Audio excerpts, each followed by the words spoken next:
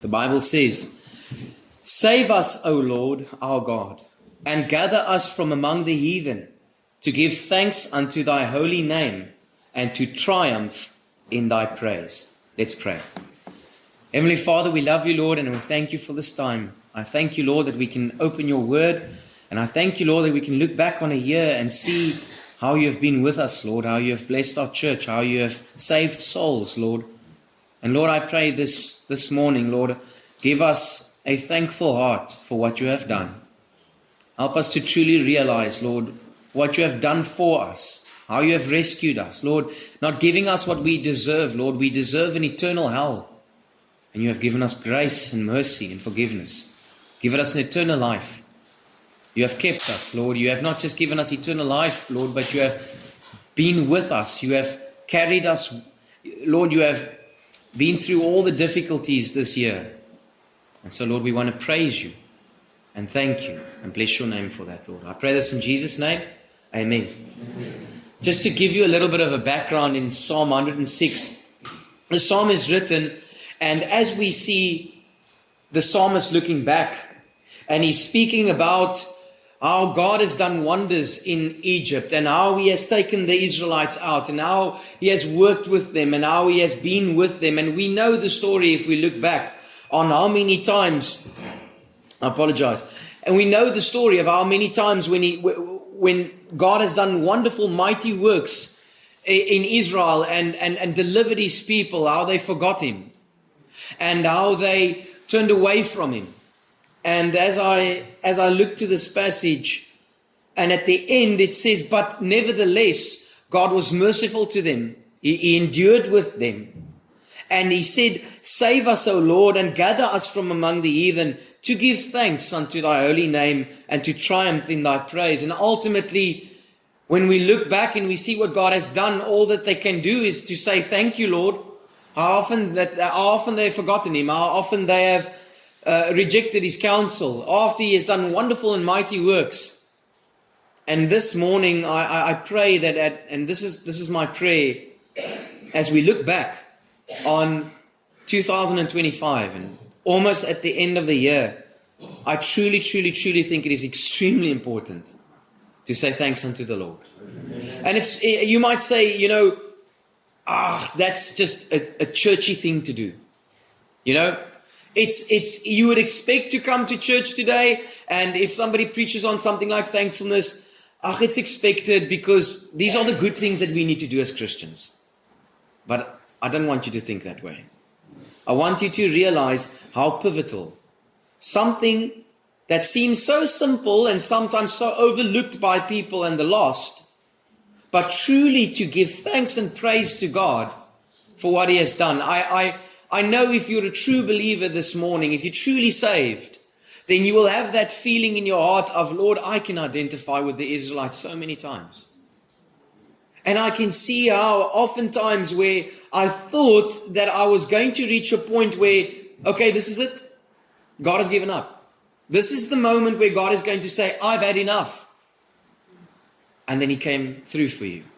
Not that you want to abuse his grace by any means. If you do that, then there's something wrong. God forbid, how can we that are dead to sin live any longer in it, right? But you can look back on the year and you can say, "Lord, I don't deserve to be here this morning." And if it was for what is fair and what is right, and this is sometimes, we make this error, is that we want what is fair. We say this is not fair or this is not right. And brother and sister, if you wanted what is fair and right, none of us will even be here today. If God had to give us what is fair and right and just, we wouldn't even be alive today.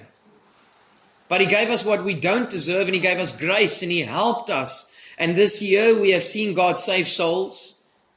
We have seen, as the Lord says, they save us from among the heathen. We have seen our people were rescued from sin and the slavery of sin. People give testimony of how the Lord has saved them and changed their lives. We have seen people follow the Lord in baptism. We have seen the people come to conviction and come to salvation. And that, I believe, is the only real thing that I want to say, I want to give praise for. Yes, I can definitely say the Lord has been good to us in many other ways this year. We are ending this year off, and I believe in a very strong position when it comes to all the other things. I'm grateful that we've purchased that building. I'm grateful that the Lord was with us and that He kept us and that we are going forward as a church. But unsaved churches also buy buildings. Do you know that? There's many unsaved churches and there's many pastors and preaching to whole congregations that are lost, that are purchasing buildings at this moment. I don't think it's anything special to buy a building. God can write Ikagobob on the doorpost, even though we are thriving. But is God saving? Is He convicting? Are men and women turning from their iniquities? And if we can say by God's grace that is still happening, then we can say, oh God, thank you for what you have done. So the Bible says, save us, O Lord our God, and gather us from among the heathen. And I pray that is your testimony this morning, that He saved you from your sin and that He gathered you from among the heathen. And I want you to realize that, and I say this as I look at the verse where God commended His love towards us, and while we were yet sinners, when we were still ungodly, He commended His love towards us. When we think heathen, please don't think that He only saves those that are in full-blown fornication and alcohol. If you are not saved, you are a heathen. If you are not saved, you are ungodly in God's sight. Although you might be very moral, and although you might have all your ducks in a row, that's not what God sees. When you measure yourself amongst others, you might seem very nice and kind and friendly. But God sees you as a heathen and as an ungodly man, because you do not have the blood of Christ that has covered you.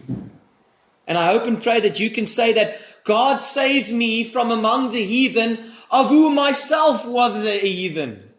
Amen. And now by God's grace I'm forgiven. Amen. But God says He says He saved us, and now it says too, and this is what we think should be in this place if we wrote the Bible ourselves, right? Gather us from among the heathen, Lord. Save us so that we can go out and witness. Gather us and save us so that we can do many wonderful works for you. Save us so that we can stop sinning. And these are wonderful things, brothers and sisters. It's not wrong to witness. It's not wrong to stop sinning. It's not wrong to do any of these things. But God says something so simple. Save us to give thanks. Why? Why then is something that is so pivotal like salvation, and then it's mixed with something that seems so trivial? Why does God say that? Why does He make something, and salvation is the most incredible moment that could ever happen to you. There's nothing more important than your salvation and your soul being rescued. Why is it then mixed with something so simple like just giving thanks? Why did God not choose something that is greater than giving thanks? But I want to challenge you this morning. Is there something greater than giving thanks? Is there something greater than to give glory to God and to give glory to His name? And I think this is sort of a follow-up on last week's message as we looked at giving glory to His name, right? And God's glory. And this morning I do pray that we would not enter into the new year like the Israelites, and we have this massive testimony behind us of God being with us and God being good to us, but yet we murmur into the new year, right? We complain into the new year. We are unthankful as we approach the end of this year. Brothers and sisters, I pray that you be thankful. The Bible is permeated with this thought. In Psalm 106 verses 1, I doubt that you'll be able to turn to all of it. It's a lot of verses. But it says there, praise ye the Lord, and oh, give thanks unto the Lord, for He is good, and His mercies endures forever. Brother and sister, if you are saved, then that is one of the biggest reasons why you can give thanks. If nothing ever happens in your life after salvation, you should be the most thankful person in this room. If your circumstances never change after salvation, if your financial situation never changes after salvation, if your health deteriorates after salvation, you still have the greatest reason to be thankful. I spoke to a man on the street this morning and I said to him, brother, you think being on the streets is hell? Hell is hell. And I didn't spare the truth because he's on the streets. I didn't spare and say to him, God will be different to you because you are struggling. No, I told him that you are under God's wrath just like everyone that is unsaved in this room. And I said to him, God has an appointment with you and he will not miss your appointment. It is appointed unto man once to die and thereafter the judgment. And I could see his eyes widen and his pupils widen as I told him that God, you will stand before God just like anyone else. And God will judge you just like anyone else. And if you die unsaved, you will enter into eternal hell.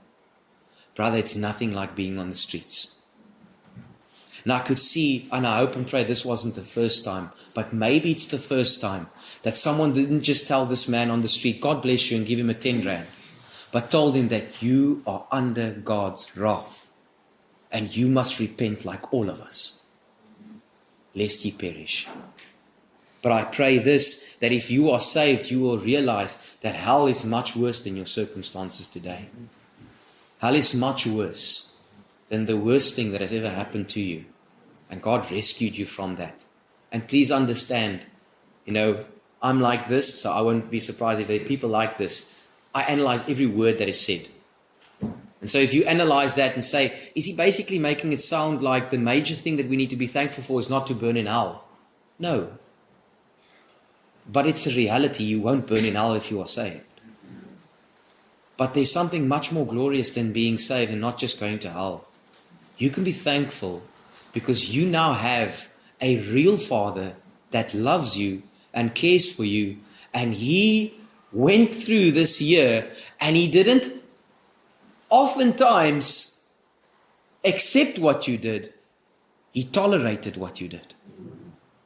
And by his grace, he placed you here this morning. Psalm 30 verses 11 says, Thou hast turned for me my mourning into dancing. Thou hast put off my sackcloth and girded me with gladness. To the end of the glory may sing praise to thee and not be silent. O Lord my God, I will give thanks unto thee forever. Psalm 118 verses 28 says, Thou art my God, and I will praise thee. Thou art my God, and I will exalt thee. Oh, give thanks unto the Lord, for he is good, and his mercies endures forever. I pray this morning that as we look back as a church collectively, and as you look back personally, that you would say, Oh God, you are good. Give thanks unto your name for what you have done. In the New Testament, it speaks about this giving of thanks as much as the Old Testament speaks about it. In 2 Corinthians 9:15, thanks be unto God for his unspeakable gift. We thank God this morning as we look towards the birth of our Lord Jesus Christ, our Savior, and we give thanks for this unspeakable gift. We give thanks for salvation. In Philippians 4 verses 6 it says, Be careful for nothing, but in everything by prayer and supplication with thanksgiving, let your requests be made known unto God. I can come to my Father and I can make my request known. In Colossians 2 verses 6 it says, As ye have therefore received Christ Jesus our Lord, so walk ye in him, rooted and built up in him, established in the faith, as you have been taught, and abounding therein with thanksgiving. The Bible says there, if I'm rooted and built up in him and I'm established in the faith, what will make me abound is thanksgiving. 1 Thessalonians 5:16 says, Rejoice evermore, pray without ceasing, in everything give thanks, for this is the will of God in Christ Jesus concerning you. It doesn't say there, for everything give thanks, but in everything give thanks. I can't say oftentimes, thank you, Lord, for certain things that happened, but I can thank him in it. And it might sound like, is there a difference in it? I can promise you, when Joseph was in the pit, the only thing that he could do is to thank the Lord in it.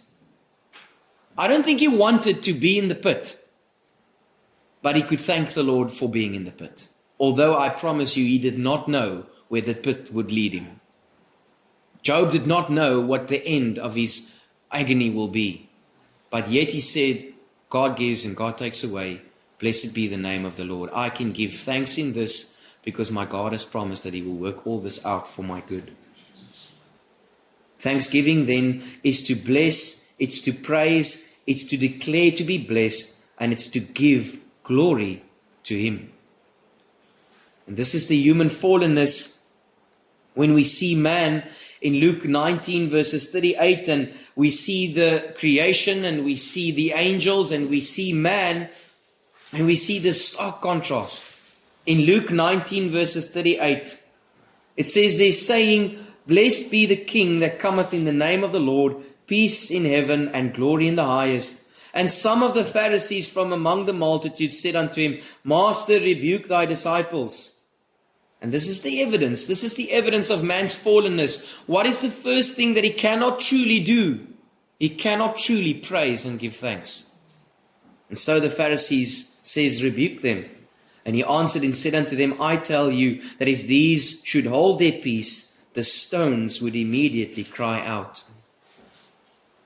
In Revelation 5:11, we see in heaven, and I beheld and heard a voice of many angels round about the throne, and the beast and the elders, and the number of them was 10,000 times 10,000, and thousands of thousands.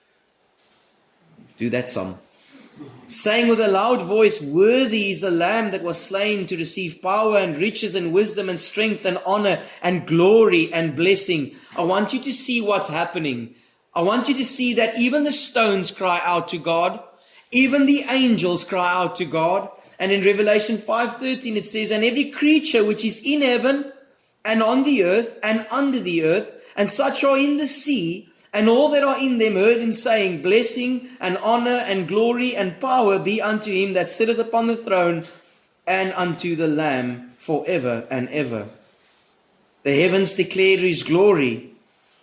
It says there that even in the ocean, they sing praises and give thanksgiving to God.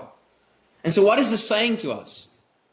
This is saying to us that the creation, the stones, and even the whales in the ocean give thanks and praise unto his name. And okay,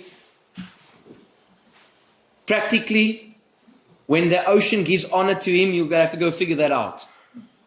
I don't know how a whale will give honor to God, but I know this. Even a whale knows that God created him. Not really, but you understand. And that's unfortunately what we see is broken with man.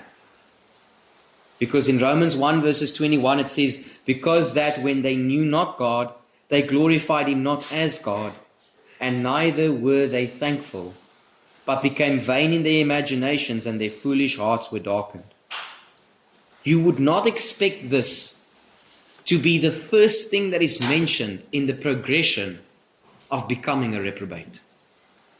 If you see the end of a reprobate and you see that he is in all kinds of wickedness and perversion and sexual perversion and the mixture of men with men and women with women, and you think that this is such a detestable testimony of what man can become, how vile it is, how wicked it is, and what can, and I've seen this year videos of men and women being martyred. And I've seen things this year that I cannot unsee, but I want to see it.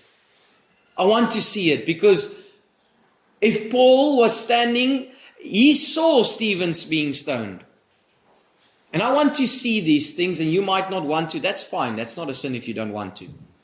But I want to see what's happening to brothers and sisters in Christ. And it's telling me this one thing. Man is desperately wicked and depraved without God. But where does this all start? It says there, because that when they knew God, they glorified him not, and they weren't thankful. You say, whoa, does giving glory to him and giving thanks to him, does that save me? No, it doesn't save you.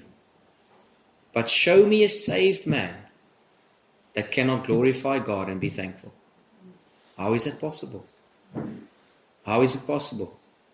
That everything in my life can be negative and everything can be blamed on God, and yet at the same time I believe that He saved my soul and secured my home in heaven, and He's going to take me through this brief little moment of life, even though there's hardships, because I will be with Him forever, and yet I cannot find myself to be thankful. I want to look at this morning, and when I say that, it makes it sound like I've only started with the introduction. It's not the introduction. But I want to give you a few things to think about this morning as we look back on the year. And one thing I want you to realize is that when you are thankful, you are truly, truly understanding your unity with Christ. In Colossians 2 verses 6 it says, "As you have therefore received Christ Jesus our Lord, so walk ye in Him, rooted and built up in Him, and established in the faith, as you have been taught, abounding in thanksgiving." When I truly understand what the Lord has done for me, I have no choice. But it's not about have no choice. It is, I cannot but thank Him. I look back on this year and I cannot but thank God. I want to tell you a secret. Most of the times I stand up here and I've got no clue what I'm doing. Just saying. I don't know where this ship is going. I know the end. But when a building comes up next door, I've got no clue how that would happen. And I asked the Lord, "Lord, what now?" I hope it doesn't surprise you. I might not ever work in a week from now. I don't want a pastor that doesn't know what he's doing, right? I don't know. But I can look back and I can say, "Lord, I had no idea." But here we are at the end of the year, and you have saved souls, and you have changed lives, and people are different. And I've seen in counseling rooms young men and young women and older men and older women. This year I've seen a man in his 60s confess that he's lost. I've seen a 14-year-old weeks under conviction realizing that he's a sinner. I've seen people weep in counseling and acknowledging that they need salvation. I've seen people change. I've seen people come to me in counseling and saying, "I feel so convicted about this. This is bothering me. I don't even know if I'm saved." And I asked them, "Well, how was that last year? Did you think about that?" "No, I didn't worry about that last year." "Oh, that's interesting." I've seen the Lord add people together. I've seen the Lord do things. This is the most incredible job in the world. Although I've got no clue what I'm doing, it's the most incredible job in the world. To see God work. To see Him save. I don't necessarily truly mind how full our service is this morning. That doesn't reflect to me that this was a successful year. Because I know, once again, churches that are full of people that are on their way to hell. But I don't know how it can be possible to not thank the Lord if there's a church full of people that want to serve the Lord and love Him. And that is allowing me to say all kinds of things from this pulpit and not fire me on a Monday. Thankfulness gives you a biblical worldview. In 1 Thessalonians 5:18 it says, "In everything give thanks, for this is the will of God in Christ Jesus concerning you." It gives you a biblical worldview that my circumstances, even though it might not be what I wanted, can be given thanks for. It is in the will and in the plan of God, and one day God will work this out. That's not a mind that an unsaved man can even have or think to have. It's not possible for an unsaved person to go through all the hardships and difficulties and say, "Thank you, Lord, because this will work out in the end." That's why it's so hopeless to be without Christ. Because the only hope that you have if you don't have Christ this morning is you hope He will look at your life and say that you have done good enough to enter into heaven, and here's the worst of it all, and I'll shatter that bubble. There's no hope in that. You won't make it. You won't be good enough on Judgment Day. Your righteousness is not going to exceed God's righteousness. You need His righteousness. So even that false hope is no hope. And so if you don't know the Lord, you have no hope. But when you have Christ, you have hope. This is what sparked me this morning. I was driving. I went to church with good intentions to warm this bath for the person that's going to be baptized. And then there was a key that I didn't have and it was locked. So sorry, brother. It's going to be a little bit cold. But as I drove back, I saw this young man sitting next in the street. And I saw him looking up to the Catholic cross with Jesus on. It's not on there anymore. He's risen. And he's at the right hand of the Father. But I saw him looking at that cross, and then he looked angry and he looked down again. And I drove home.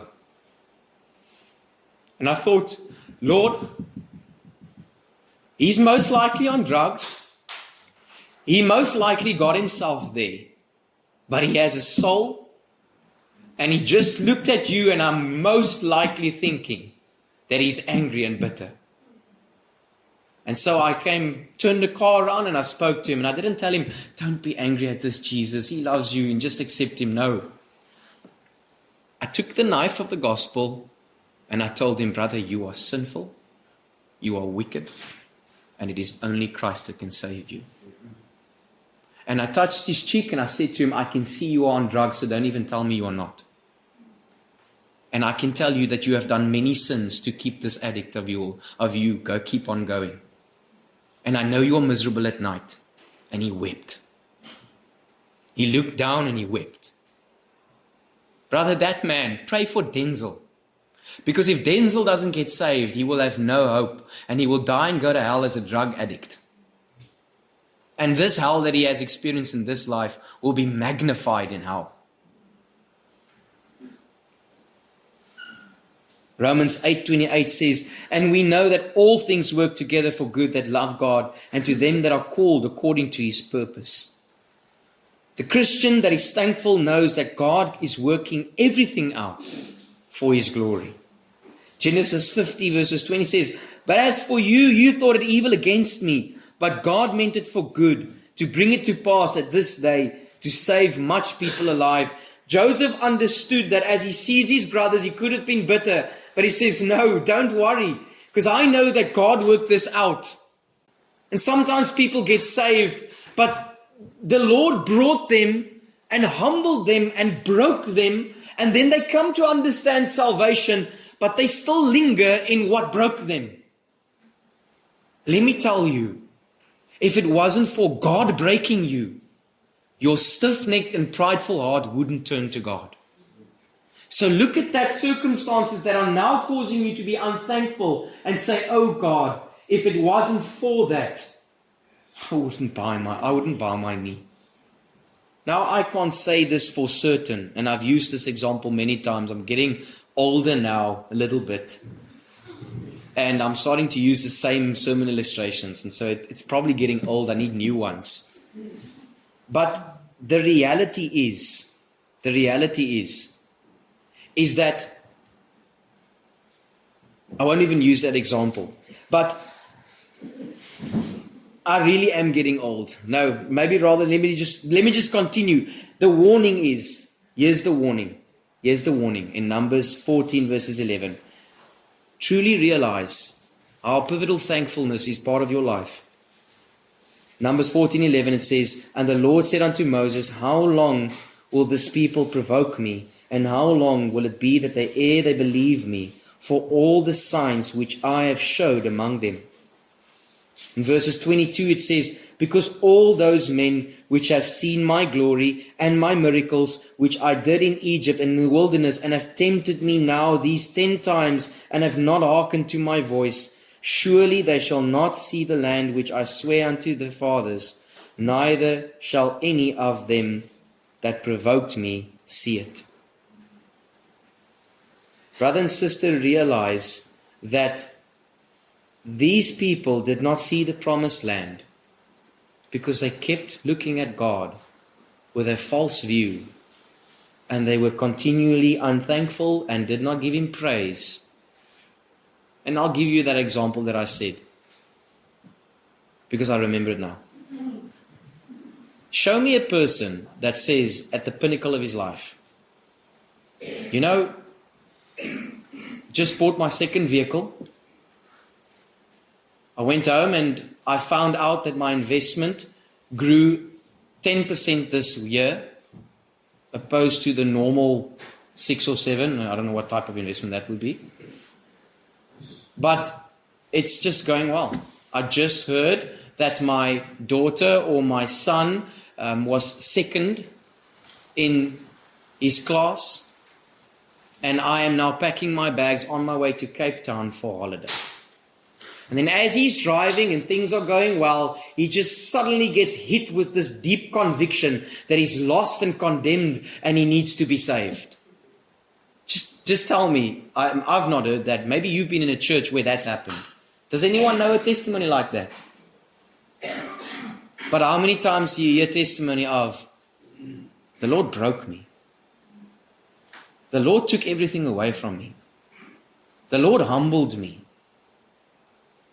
But then I saw Him. Then I saw Him. And so you can be thankful. And I think it is the same with the Israelites. God did so many things to them, oftentimes to break them, so that they can see Him, but they refuse to see Him. They refuse to have a biblical worldview that God is in control, and they just turn their backs on Him. Thankfulness shields you against Satan's darts. In Philippians 4:6 it says, "Be careful for nothing, but in everything by prayer and supplication and thanksgiving, let your requests be made known unto God, and the peace of God, which passeth all understanding, shall keep your hearts and minds through Christ Jesus." It's not possible to, you can witness. That's good. You can mortify the flesh. That's good. That's a Christian attribute to have. You can have devotion, which is good, because that is a Christian attribute to have. You can do all kinds of Christian things, and you can miss being thankful, and you won't have peace. You can miss being thankful while doing all these things, and you can be miserable while doing it. But you can turn it around and say, Lord, I'm not serving grace because I have to. I'm not doing this for you because there's a sword upon or over my head, and if I don't do it, it'll fall. It's because I am allowed to. And I'm thankful that I can. I promise you, I'll give you another piece of my heart this morning. If my only joy had to come from the responses of the people in the church, I wouldn't have joy. Because there's just too many things that happen. You know what I've realized? It's impossible to please all of you. I just can't do it. I've come to realize that people are so diverse that I can say something now, and the one person can say, that changed my life, and the next person comes to me and says, I don't understand why you said that. I can make a decision now, and one person can say, obviously we must make that decision. And the next person will come to me and say to me, why are we making this decision? We can purchase a building and say, wow, the Lord is growing our church. And someone else can come and say, we must be careful that we don't just grow and become like the charismatic churches. Don't be angry. You know how people are. You even know it. I don't even think you're offended by it. So if I had to run off that, I won't last a month. But if I see the Lord save a soul, and then their lives change, and I see people make decisions that are wise and godly, and it's changing their lives in the process of it, that brings me joy. So that I can, when the person comes and says, why did you do this? Then I can say, remember what God did, Stefan. Remember what God did, Stefan. And to have thankfulness. Are you discouraged? Are you doubtful? Come to the Lord Jesus Christ and thank Him for what He's done. Thankfulness gives you a purpose. In 1 Thessalonians 5:18, in everything give thanks, for this is the will of God in Christ Jesus concerning you. Isaiah 43:7 says, even everyone that is called by my name, for I have created him for my glory, I have formed him, yea, I have made him. In Ephesians 1:11 it says, in whom we have obtained an inheritance, being predestinated according to the purpose of him that worketh all things after the counsel of his own will, that we should be to the praise of his glory, who first trusted in Christ. In Revelation 4:11 it says, thou art worthy, O Lord, to receive glory and honor and power, for thou hast created all things, and for thy pleasure they were created. You think that sounds strange. Am I just created for the pleasure of God? Yes. And when you live that out, you'll have pleasure. And when you live that out, you'll have joy. Brother and sister, if you don't realize that the main purpose that you were created is to live for the glory of God, you will be miserable and you will never change. Because I can put ice cream in a toaster as much as I like, it will never give me toast. And I can try and work this thing out by myself, and I will never have peace because I've not been created to do my own thing.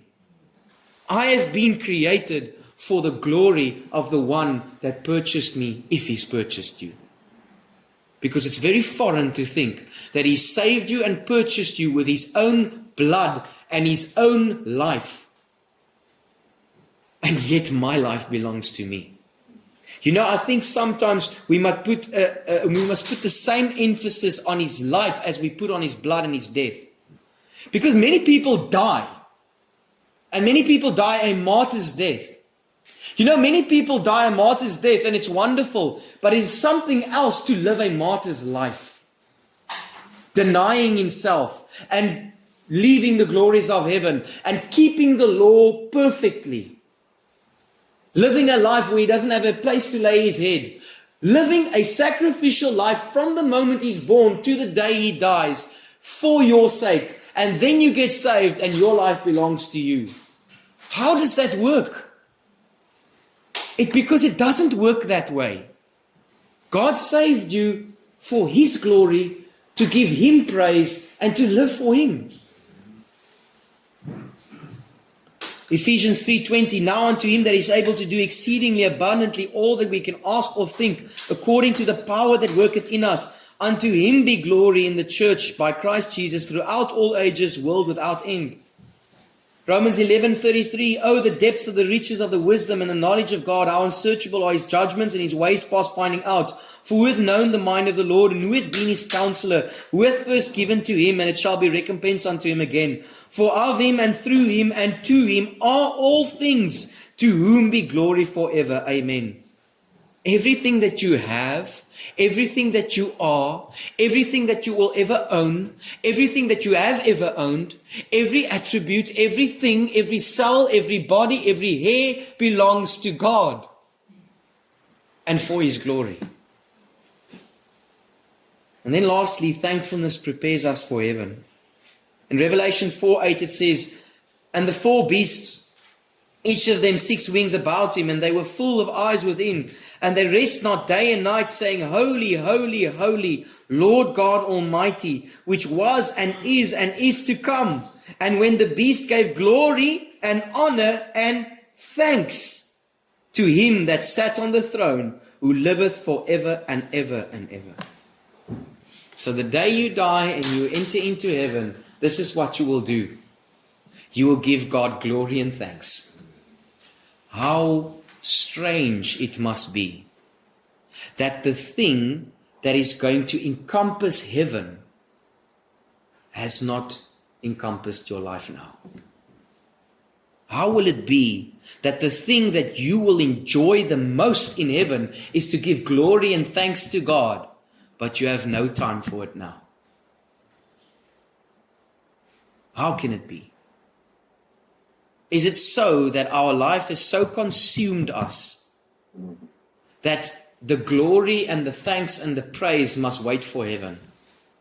But God says when he gives you eternal life, that life starts the moment you are saved. Brother and sister, I hope it didn't turn out to a challenge and a work. I want it to be an encouragement this morning. I don't want you to go out and say, now I must work on thankfulness. Like I have to battle my flesh and crucify and mortify it. No. I pray that after I spoke today that you would say, wow, he deserves all my thanks and praise. And I look back on this year and I can say, wow, I've got no other choice but to just magnify his name, that he kept me alive, that he worked all things out. And brother and sister, you might be in that position now where you say, I can't necessarily look back and say he's taken me out of it because I'm still in it. All I can say to you is give thanks. Because God is wise and perfect and his counsel is pure and he will always keep his word. It might be that you don't know him. It might be that you are not saved this morning. Then my prayer is that you would humble yourself. Seek counsel after the service. I will be in that counseling and prayer room. I truly believe that if the Spirit is convicting you, it would at least give you the grace and the ability to go to that room. I don't have to manipulate you. If you are unsaved, seek counsel or be rebellious and walk out. Don't think that walking out is neutral. Don't think that no response is neutral. It's not neutral. I truly believe that if the Spirit is convicting you, it would at least give you the grace and the ability to go to that room. I don't have to manipulate you. If you are unsaved, seek counsel or be rebellious and walk out. Don't think that walking out is neutral. Don't think that no response is neutral. It's not neutral. When my mom says to me, clean my room, it's not neutral when I walk out and not clean it. That is a rebellious reaction. When God speaks to your heart and convicts you, it's rebellious to walk away from conviction. Let's pray. Heavenly Father, we love you and we thank you, Lord. And I thank you for this day. Lord, I thank you for what you have done. Lord, thanks for everything that you have done. And Lord, I just want to give you all the praise and all the honor and all the glory, Lord. Thank you for your people that were gathered here this morning, Lord, and give us truly a thankful heart. Lord, as we come tonight and we sing praises to you, Lord, let our hearts just overflow of thankfulness and joy, Lord, for what you have done and for what you are continuing to do, Lord. I pray this in Jesus' name. Amen. Please visit us at 10 Van Plettenberg Street, or call us on 060 970 6744. May the Lord lift up his countenance upon you and give you peace.